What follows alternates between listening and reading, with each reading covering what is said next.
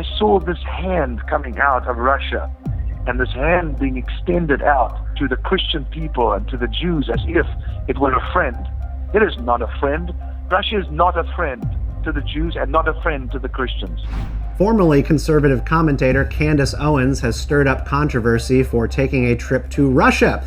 Owens has been in Russia all week and was in attendance at the St. Petersburg International Economic Forum on Thursday, where she was part of a panel touting family values.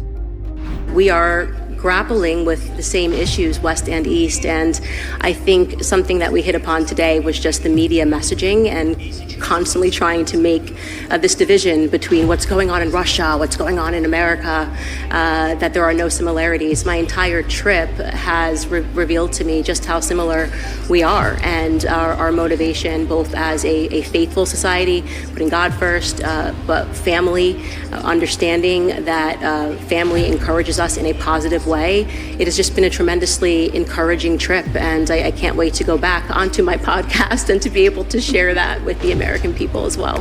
But I saw ashes, ashes and ashes. And then suddenly out of the ashes arose a charmer, a man, a serpent in a man with seducing power as I'd not ever seen before. You know, one of Vladimir Putin's headlines, a few names down from Vladimir Putin, is the Russian philosopher Alexander Dugin. Now, on that same roster is Candace Owens, and she said she was going to meet Alexander Dugin and maybe talk to him, yada, yada. This is really bad, really bad. He said, Kim, tell my people to keep their eye on Russia because there's a huge deception that is taking place and is yet to unveil, and where people will even embrace it. Hello and welcome to Analysis. Today, we're going to look at a warning my dad gave years ago about Russia. But not simply Russia as a military power. This was not just about tanks, missiles, or war. My dad saw something more subtle and in many ways more dangerous. He saw a hand coming out of Russia, reaching toward Christians and toward the Jews as though it were a friend. But the Spirit of God said it is not a friend. That is the lens for today's show. The danger is not always the enemy who openly threatens you. Sometimes the greater danger is the enemy who knows how to sound like an ally. So we're going to follow three prophetic images my dad gave us: the hand, the charmer, and the web. The hand is the false friendship. The charmer is the seducing power. The web is the influence system.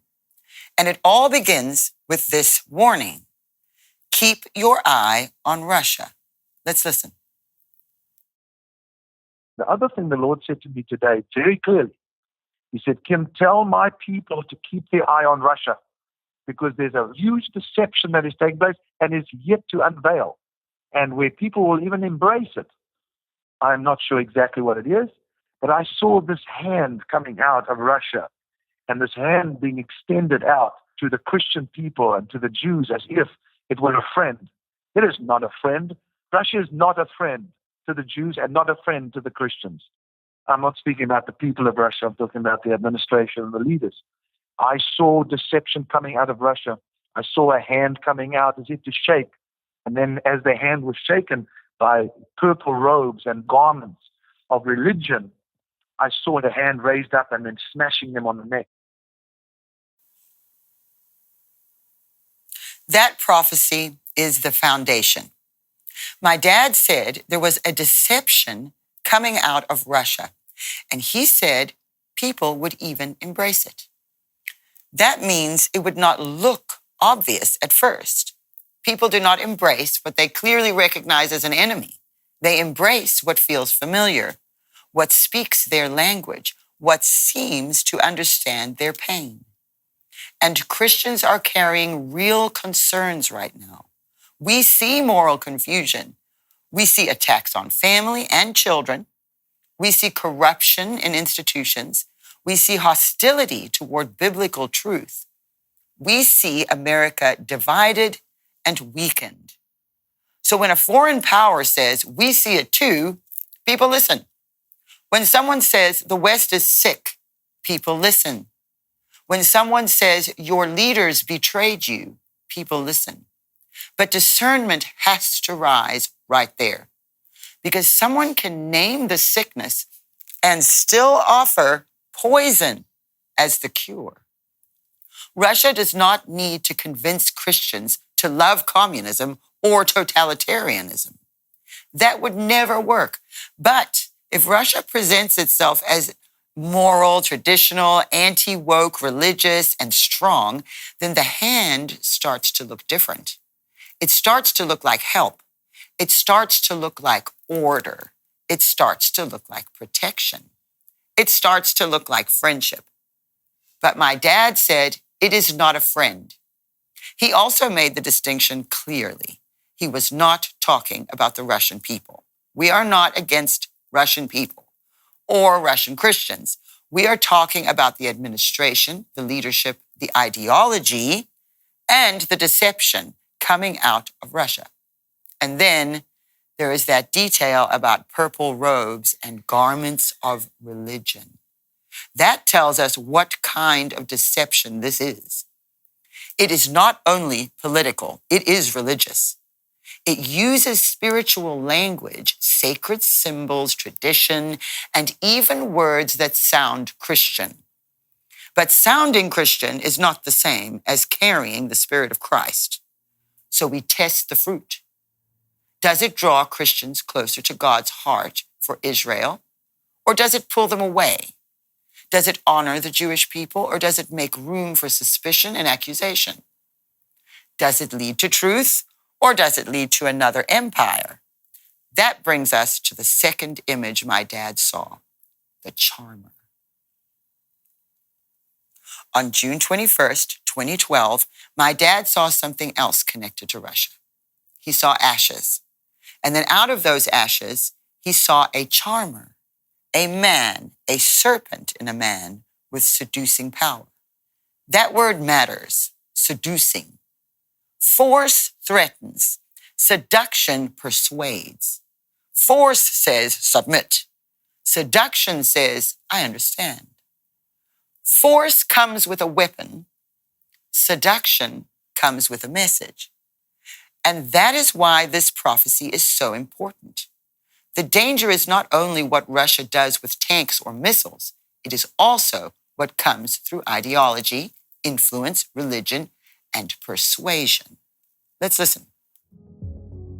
Then I saw this as well. Russia was yielding from her. Now, Russia would yield. Now, I wasn't sure what that meant, but I saw ashes, ashes and ashes. And then suddenly out of the ashes arose a charmer, a man, a serpent in a man with seducing power as I'd not ever seen before. Keep your eye on Russia. Watch what happens. And I told you how this idea written in Moscow can end up in your earbuds in Ohio listening to a podcast, and it's called narrative laundering. You strip the fingerprints off the message and you slip it in the mouth of somebody you already trust so it doesn't sound like it's foreign. It sounds like home, and voila, okay? The payload was a single engineered question. Does your faith come first or your country? Which I told you yesterday is a false choice, built to set the two great loves of a Christian patriot at war with each other. And the most uncomfortable part was where it gets in, not through an enemy in a foreign uniform, but through allies waving our own flag and quoting our own scriptures. It was built to fool people exactly like you and me. It starts on grievance. They're not wrong about the culture. There is something in our culture, our entertainment, our schools, our screens, our institutions that has set itself against Christ, not always in name, sometimes in name, but always in spirit, in its teachings, in its trappings. And the ache that you feel that you are looking at anti-Christ stuff coming from our culture, that's not paranoia. And it's not nostalgia. It's like, I remember Leave It to Beaver. They would have never done. No. This is discernment screaming at you and the disease is real, which is exactly why the counterfeit is so dangerous. Remember, the author of all lies, he doesn't make things out of whole cloth. A lie that works is never built on a false diagnosis. It's built on a true diagnosis, welded to a cure that is poison. That montage puts modern language to something my dad saw prophetically.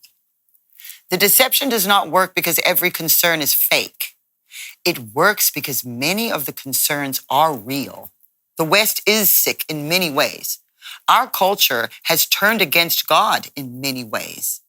Families are under attack. Children are under attack. Truth is under attack. But a true diagnosis does not make every doctor trustworthy. That is where the charmer comes in. He names the sickness, then offers the wrong cure. And in this case, the cure is not revival.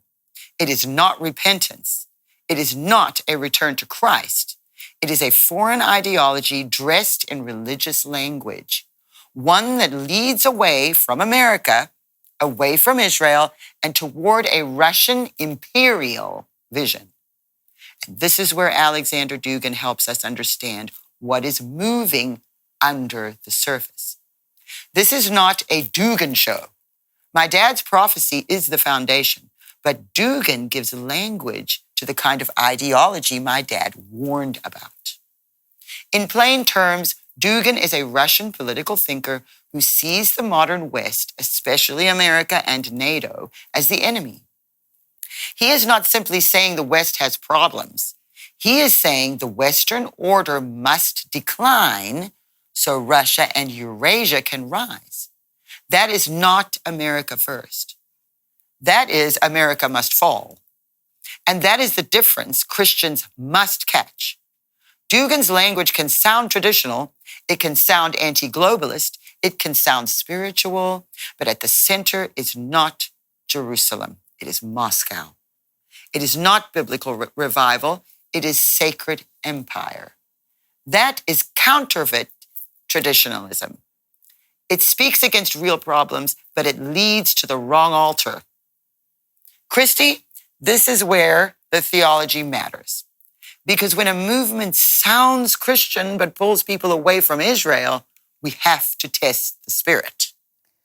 Absolutely, and this is where believers have to test the spirit behind the language. The enemy knows how to make it sound moral. He knows how to name real problems, but the question is always, where is he leading you? And one of the clearest tests is Israel. If a movement uses Christian language but pulls believers away from Israel, we need to pay attention. If it treats the Jewish state as the great evil of the world, we need to pay attention. And if it suggests that another nation, another empire, or another church system has replaced Israel in God's plan, that is not just politics. That is an old theological error. That is replacement theology. Scripture does not erase Israel. Jesus is Jewish. The apostles were Jewish. The scriptures were entrusted to the Jewish people. And Paul says plainly in Romans 11 that God has not rejected his people. So no, we don't have to agree with every Israeli politician. We don't have to ignore suffering. We don't have to stop asking moral questions. But we do have to honor God's covenantal faithfulness. Jerusalem matters. Israel matters. The Jewish people matter. So when an ideology sounds religious but diminishes Israel, that is a prophetic red flag. Not everything traditional is holy. Not everything religious carries the heart of Christ. And I know, Donné, this is where, you really have a deep understanding about Dugin. Yes, and this is why Dugin matters. Dugin is not an Islamist. He is not preaching Islam, but he sees the Islamic world, especially Iran, and what they call the resistance axis, as a partner against the West and against Israel.